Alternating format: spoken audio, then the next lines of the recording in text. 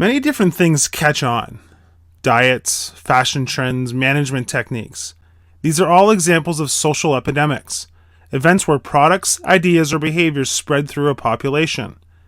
They start with a small set of users and spread from person to person, just like a virus. But why do things catch on? Some become popular because they're just plain better. Another reason is attractive pricing.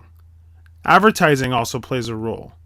But although quality, price, and advertising contribute to products and ideas being successful, they don't explain the whole story. Jonah Berger has studied why things catch on and has come up with a smart structure for success. Join us for the next 10 minutes or so as we describe how your product can become contagious. Lesson number 1. Social transmission. People love to share stories, news, and information with those around them. We tell our friends about great vacation destinations, chat with our neighbors about good deals, and gossip with coworkers around the water cooler. We write online reviews about movies, share rumors on Facebook, and tweet about recipes we just tried. Social influence has a huge impact on whether products, ideas, and behaviors catch on. A 5-star review on Amazon.com leads to approximately 20 more books being sold than a 1-star review. While traditional advertising is still useful, word of mouth is at least 10 times more effective. First, it's more persuasive. While ads will always argue that their products are the best, our friends tell it to us straight. Secondly, word of mouth is more targeted towards an interested audience. We don't share a news story or recommendation with everyone we know. We select particular people who we think would find the given piece of information most relevant. Exploiting the power of word of mouth requires understanding why people talk and why some things get talked about and shared more than others. It's the science of social transmission. So how can we design products, ideas, and behaviors so that people will talk about them? Berger gives us 6 key steps: social currency, triggers, emotion, public, practical value, and stories, or steps. Lesson 2. Social currency. When was the last time someone told you something you should not tell anyone else? What did you do next? If you're like most people, you probably went and told someone else. The reason? Social currency. We share things that make us look good to others. Social networking addicted people can't seem to stop sharing with everyone all the time.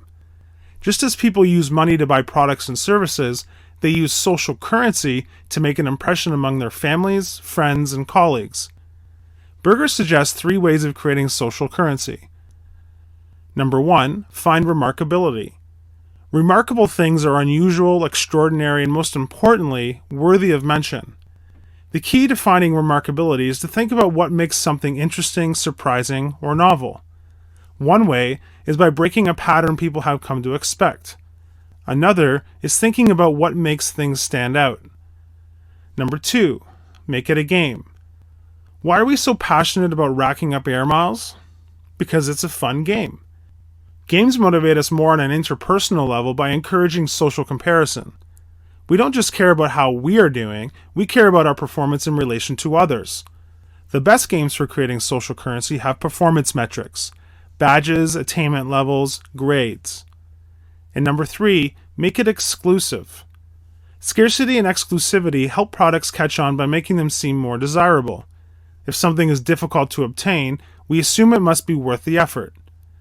Scarcity and exclusivity boost word of mouth by making us feel like insiders. If we get something not everyone else has, it makes us feel special and unique, and because of that, we'll tell others about it.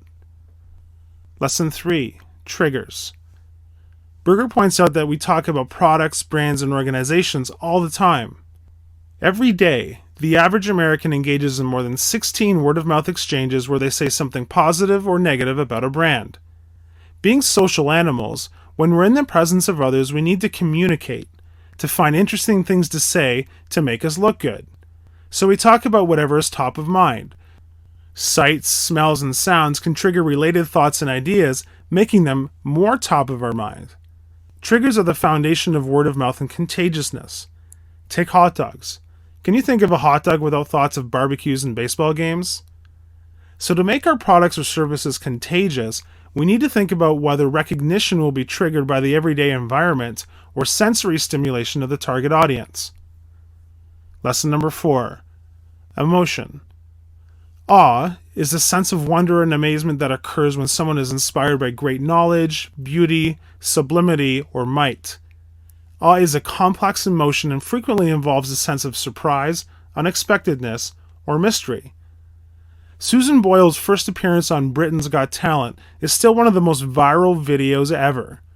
In just 9 short days, the clip accumulated more than 100 million views. It's hard to watch this video and not be awed by her strength and heart. It's not only moving, it's awe-inspiring. And that emotion drove people to pass it on. Emotion sharing is a bit like social glue, maintaining and strengthening relationships. Even if we're not in the same place, the fact that we both feel the same way bonds us together. Emotions can be categorized as positive or pleasant and negative or unpleasant.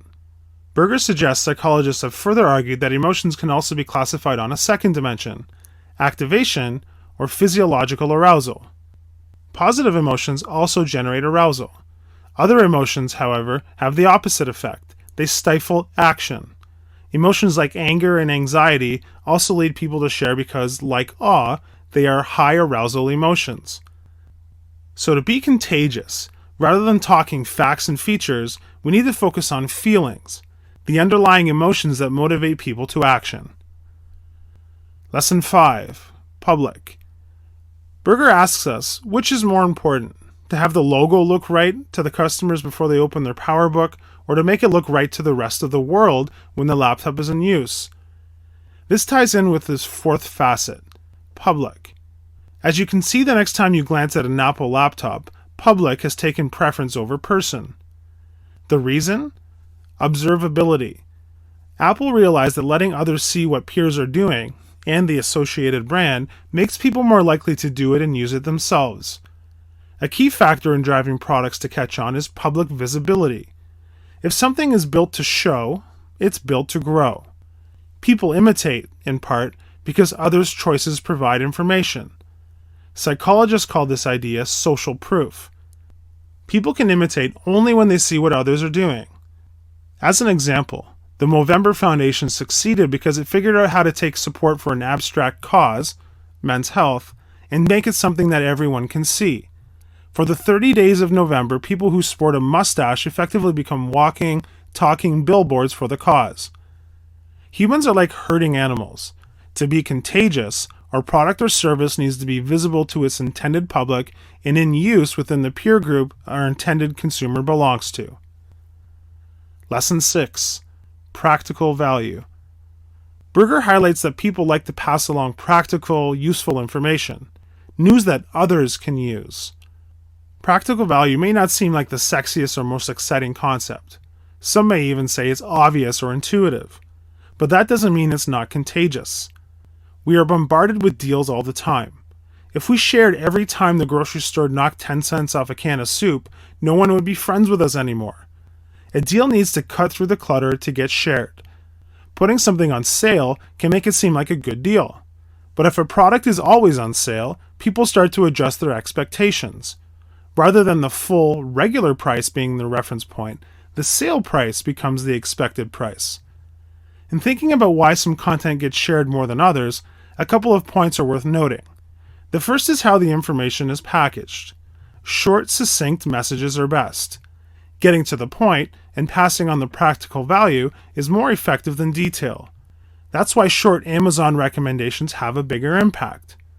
The second key is the audience. While broadly relevant content could be shared more, content that is obviously relevant to a narrow audience may actually be more viral. Our desire to share helpful things is so powerful that it can even make false ideas succeed. Sometimes the drive to help takes a wrong turn. So the next time someone tells you about a miracle cure or warns you about the health risks of a particular food or behavior, try to verify that information independently before you pass it on. False information can spread just as quickly as the truth. Lesson 7. Stories. Finally, people don't think in terms of information. They think in terms of narratives. Narratives are more engrossing than basic facts. They have a beginning, middle, and end. If we get sucked in early, we'll stay for the conclusion. When we hear people tell a good story, we hang on every word. People tell stories for the same reasons they share word of mouth. Stories give us an easy way to talk about products and ideas. They provide a sort of psychological cover that allows us to talk about a product or idea without seeming like an advertisement. Virality is most valuable when the brand or product benefit is integral to the story. When it's tied into the narrative, we can't tell the story without mentioning it. Berger suggests if we want to craft contagious content, we should try to build a social currency-laden, triggered, emotional, public, practically valuable Trojan horse, hidden inside our message. Making sure our desired information is so embedded into the plot that people can't tell the story without it. So there you have it, some simple steps to creating and spreading contagious ideas for your business. Hi, I'm Rhonda, and this is an exclusive audiobook video recorded for the Audiobook Master Channel. Enjoy your audiobook and have fun learning. Don't forget to subscribe and hit the notification button so you'll get updated on our next upload. If you liked the video, give us a thumbs up and say your thoughts about the book we just covered. Do you want to listen to a summary or review of a book that we haven't covered in the past? Say it in the comments below or send us a message. Don't forget to check our other uploads. Enjoy listening!